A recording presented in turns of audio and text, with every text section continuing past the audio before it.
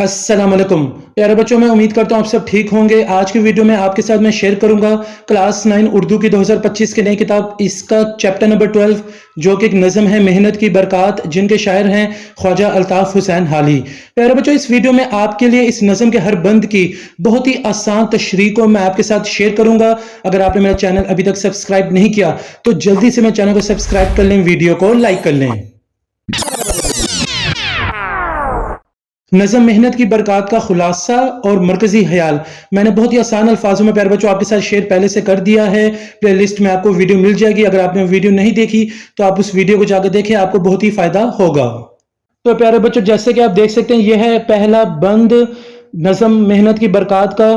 مشقت کی ذلت جنہوں نے اٹھائی، جہاں میں ملی ان کو آہر برائی، کسی نے بغیر اس کے ہرگز نہ پائی، فضیلت نہ عزت نہ فرما روائی، نہال اس گلستان میں جتنے پرے ہیں، ہمیشہ وہ نیچے سے اوپر چرے ہیں۔ مشکل الفاظ کے معنی آپ کے سامنے پیارے بچوں۔ مشقت محنت، جہاں دنیا ذلت ذلیل و خوار، برائی حق بزرگی، فضیلت برائی روائی حکومت، نہال درخت گلستان باغ۔ تو پیارے بچوں، جیسے کہ آپ دیکھ سکتے ہیں، یہ ہے پہلے بند کی تشریح۔ اس بند میں شاعر نے محنت اور مشقت کے تجربات کی اہمیت کو بیان کیا ہے۔ شاعر کہتا ہے کہ جن لوگوں نے زندگی میں مشقت اور مشکل حالات کا سامنا کیا ہے، انہیں آخرکار کامیابی ملی۔ یہ اس بات کا اشارہ ہے کہ محنت اور جدوجہد ہی انسان کو اس کی منزل تک پہنچاتی ہیں۔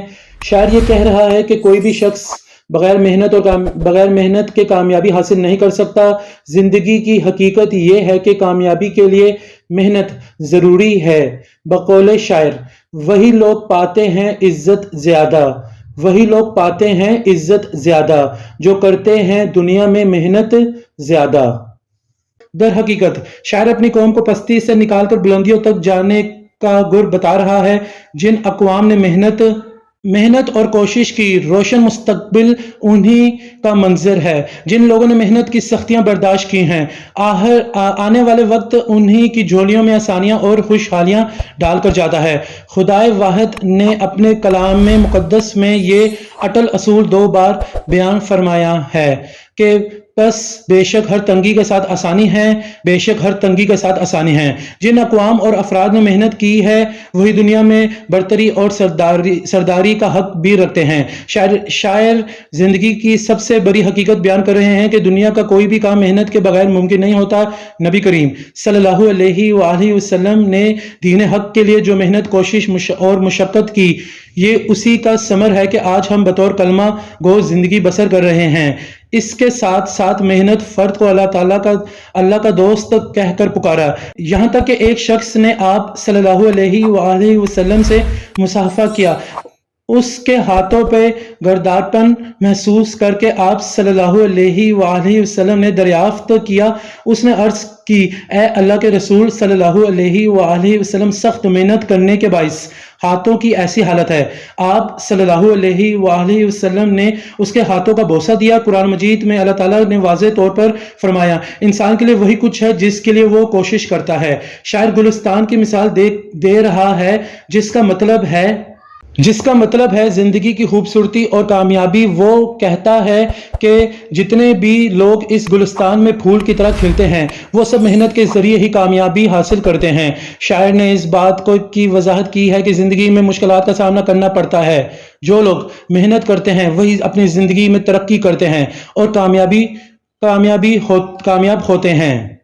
بند نمبر 2 اس نظم کا بہت ہم میں اور تم میں جوہر ہے مخفی، خبر کچھ نہ ہم کو نہ تم کو ہے جن کی، اگر جیتے جی کچھ نہ ان کی خبر لی، تو ہو جائیں گے مل کے مٹی میں مٹی۔ یہ جوہر ہیں ہم میں امانت خدا کی، مبادہ تلف ہو ودیت خدا کی۔ مشکل الفاظ کے معنی پیارے بچوں آپ کے سامنے۔ جوہر کمال، جیتے اپنی زندگی میں امانت سپرد کی ہوئی چیز، ودیت عطا ملنا، مخفی چھپے ہوئے، مٹی خاک ہو جانا۔ مبادہ کا ہے پیارے بچوں آپ کا جو مطلب ہے ایسا نہ ہو کہ तशरीह प्यारे बच्चों इस बंद की आपके सामने। इस बंद में शायर बयान करता है कि ए मुसलमानों, तेरे अंदर रब ने बहुत सी खूबियां छुपा रखी हैं, तुम इन खूबियों से काम लेकर मुल्क और मिल्लत की किस्मत संवार दो। कहते हैं कि जब कोई नया बच्चा जन्म लेता है तो ये इस बात की अलामत होता है कि अभी रब इंसान से मायूस नहीं हुआ, लिहाजा हमें जो कमालात रब की तरफ से मिले हैं इनमें निखार पैदा करके अपनी कौम की बेहतरी की और असलाह के लिए बरतना चाहिए। इस बात को इकबाल अपने रंग में यूं अदा करते हैं, अफराद के हाथों में अक़वाम की तकदीर, हर फर्द है मिल्लत की मुक़द्दर का सितारा। अगर हम अपनी खूबियों को पहचान कर इनसे काम ना लिया तो हम खसारा पाने वालों में से हो जाएंगे, क्योंकि ये कमाल रब ने हमें अमानतन दिया है। अगर हम इन खूबियों से अक़वाम की फलाह का फरीज़ा अंजाम देते हैं, एक तो हम इनका सही हक अदा कर रहे हैं और दूसरा हक शुक्र भी अदा हो जाता है कि बारी ताला मैं इस करम के काबिल नहीं हूं। अगर हम इनसे काम नहीं लेंगे तो ये ज़ाया हो जाएंगी। जब इंसान अपनी खूबियों से भरपूर काम लेता है तो वो अपने मकसद हयात को भी पहचान लेता है। असल मसला भी यही है कि हम अपनी सलाहियतों की पहचान नहीं करते, और अगर करते हैं तो उन्हें गलत सिमत में इस्तेमाल करते हैं। हमें अपनी इन खुदा की अदा करदा सलाहियतों को सही जानिब मोड़ना है ताकि वह अजमत और सरबुलंदी दोबारा हासिल कर सकें जो हमारे अजदाद का विरसा है।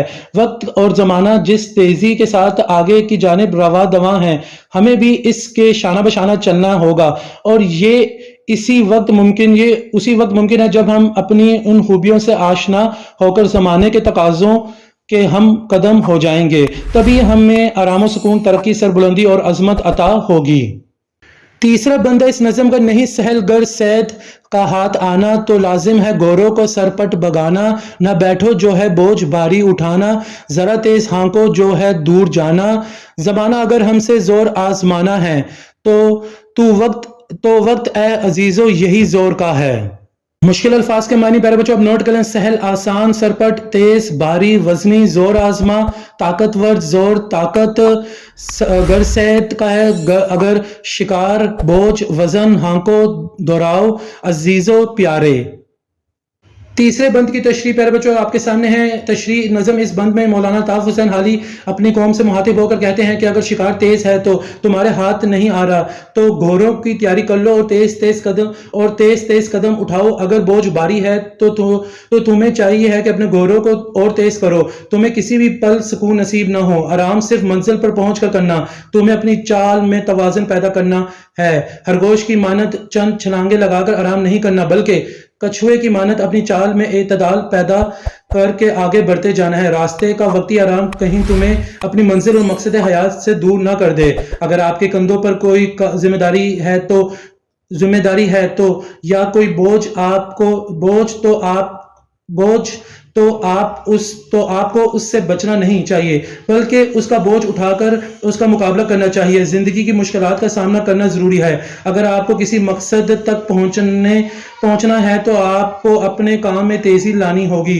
वक्त ज़ाया करने की बजाय तेज रफ्तारी से अपने मकसद की तरफ बढ़ना जरूरी है। जमाने और वक्त के तकाजों के मुताबिक खुद को ढालने वाली कौम ही तरक्की की मंजिल तय करती है।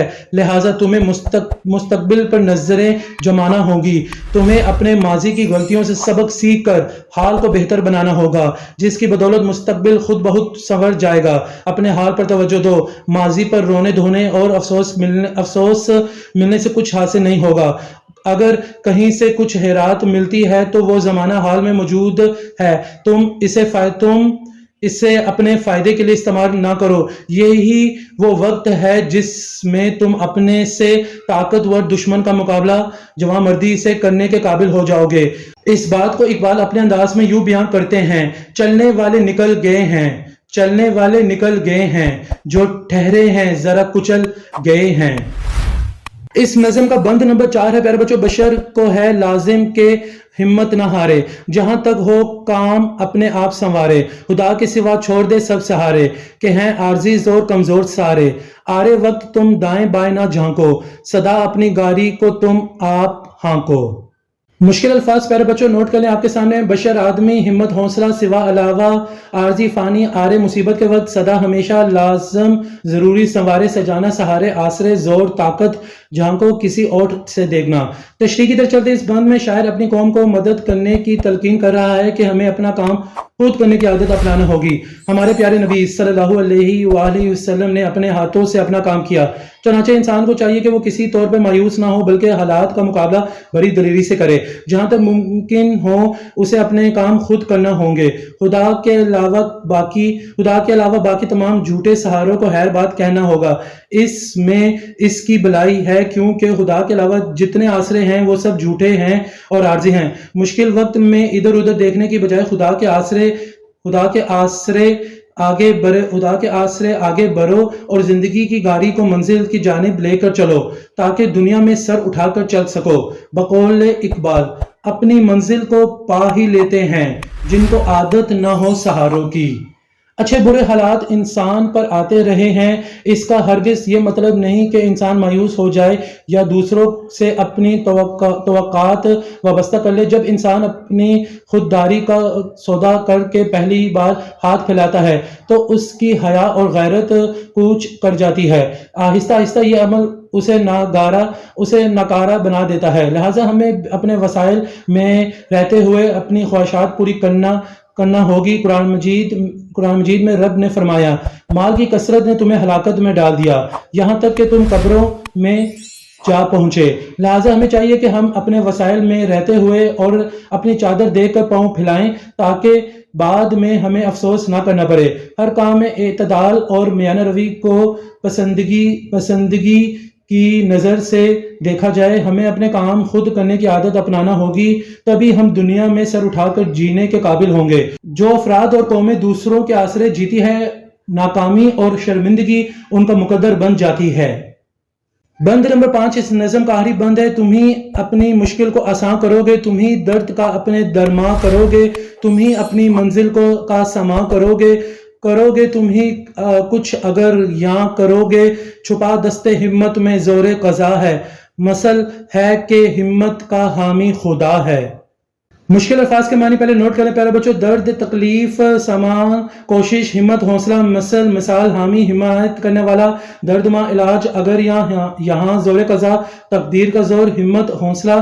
تشریح کی طرف چلتے پیارے بچوں اس بند میں حالیہ اپنی قوم کو اس اہم نقطے سے آگاہ کر رہے ہیں کہ تمہارے اوپر جو مصیبت آزمائش آئی ہے اس مشکل کو تمہیں خود آسان بنانا ہے. اپنے درد کا علاج تمہیں خود کرنا ہے, منزل کا سامان یہیں رہ کر کرنا ہے کیونکہ تمہاری تقدیر تمہارے ہاتھ میں ہے. ہمت کرنے والوں کے ساتھ خدا ہے. لہٰذا ہمیں چاہیے کہ برے حالات اور تیز آندھیوں میں تمہیں اپنا بچاؤ خود کرنا ہوگا. نفسی اور بے حسی کا دور ہے, کوئی کسی کے لیے کچھ نہیں کرتا. تمہیں اپنے حالات و واقعات کے مطابق اپنی حکمت عملی خود مرتب کرنا ہوگی. تمہیں اپنی راہ جوش اور ہوش دونوں کو حاضر رکھنا ہے, اسی سے تمہاری مشکل آسان ہوگی اور جو زخم تمہیں لگے ہیں ان کے لیے مرہم کا کام کرے گی. اپنی مشکلات کا حل تمہیں خود تلاش کرنا ہے, یہاں کوئی کسی کے لیے کچھ نہیں کرتا. تم یہ بات جتنی جلدی ہو سکے سمجھ جاؤ. اگر حالات تمہارے مخالف ہیں تو تمہیں دھیان سے قدم رکھنا ہوگا کیونکہ یہاں ہر قدم پر تمہیں مصائب کا سامنا کرنا ہوگا اور ان تمام رکاوٹوں کو ہمت اور حوصلے کے ساتھ دور کرنا ہوگا. مشکل گھڑی میں کیسے زندگی بسر کرنی ہے, رب نے قرآن مجید میں فرمایا نماز اور صبر سے مدد طلب کرو. مفسرین بیان کرتے ہیں کہ نماز اور صبر اللہ کے 2 ہتھیار ہیں جن کے ذریعے انسان کی مشکلات دور کر دی جاتی ہیں. تمہیں وقتی سختیاں کو جھیلنا ہے, اسی میں تمہاری تقدیر پوشیدہ ہے اور صبر کرنے والوں کو رب کا ساتھ نصیب ہوتا ہے. سوچیں جس کو رب کا ساتھ مل جائے اسے کسی اور سہارے کی ضرورت رہتی ہے. تو پیارے بچوں یہاں آ کر نظم محنت کی برکات کے ہر بند کی تشریح مکمل ہو جاتی ہے. میں امید کرتا ہوں آپ نے ہر بند کی تشریح کو نوٹ کر لیا ہوگا اور میں یہ بھی امید کرتا ہوں آپ کو آج کی ویڈیو بہت ہی پسند آئی ہوگی. ایک نئی ویڈیو میں آپ سے پھر ملاقات ہوگی. مجھے سر حسن شبیر کو اجازت دیں. اپنی دعاؤں میں مجھے یاد رکھیے گا. جزاک اللہ.